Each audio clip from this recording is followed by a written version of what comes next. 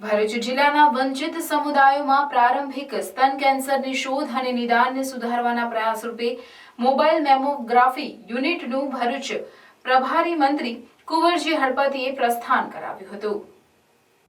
ભરૂચ જિલ્લાના વંચિત સમુદાયોમાં પ્રારંભિક સ્તન કેન્સરની શોધ અને નિદાનને સુધારવાના હેતુથી દીપક ફિનોલેક્સ લિમિટેડના CSRના અનુદાનમાંથી વિકસાવવામાં આવ્યું છે, જેનું આદિજાતિ વિકાસ, શ્રમ અને રોજગાર ગ્રામ વિકાસ વિભાગના મંત્રી કુંવરજી હળપતિના હસ્તે હોટેલ હયાત ખાતેથી પ્રસ્થાન કરાવવામાં આવ્યું હતું।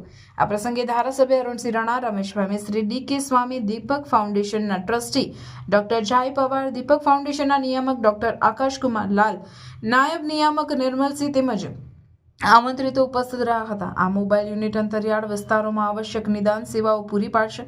મોબાઈલ મેમોગ્રાફી યુનિટ મહિલાઓને તેના પ્રારંભિક તબક્કામાં સ્તન કેન્સરને શોધી કાઢવાની ક્ષમતા સાથે સશક્તિકરણ પણ કરશે।